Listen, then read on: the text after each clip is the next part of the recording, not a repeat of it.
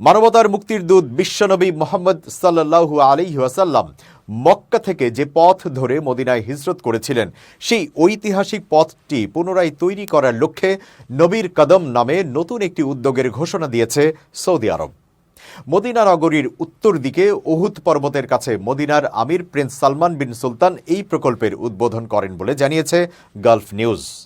প্রতিবেদনে বলা হয়েছে, নবীর কদম প্রকল্পে মক্কাকে মদিনার সঙ্গে সংযুক্ত করা 470 কিলোমিটারের একটি পথ রয়েছে।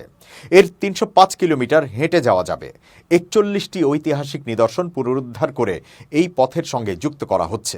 আর এগুলোর সঙ্গে সম্পর্কিত 5টি স্টেশন হিজরতের সময় ঘটা গুরুত্বপূর্ণ ঘটনাগুলো বর্ণনা করবে। দর্শনার্থীদের বিস্তারিত জানাতে একটি হিজরত জাদুঘরও থাকবে। এই গমন পথ বরাবর 8টি স্টেশন হিজরতের বিষয়ে ধারণা দেবে। আর পথ সংলগ্ন 30টির বেশি রেস্তোরাঁ ও 50টি দোকান দর্শনার্থীদের অভিজ্ঞতা আরও সমৃদ্ধ করবে। দৈনিক 12,000 দর্শনার্থী এই পথে মক্কা থেকে মদিনায় যেতে পারবেন, এমনভাবে প্রকল্পের নকশা করা হয়েছে। এই প্রকল্প ইতিহাস, আধ্যাত্মিকতা ও আধুনিক সুযোগ সুবিধার সমন্বয়ে এমনভাবে পরিকল্পনা করা হয়েছে যে তা দর্শনার্থীদের মনে গভীর প্রভাব ফেলবে।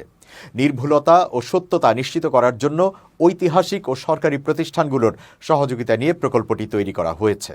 চলতি বছরের নভেম্বরে এর আনুষ্ঠানিক উদ্বোধনের পর এটি 6 মাস ধরে দর্শনার্থীদের জন্য খোলা থাকবে।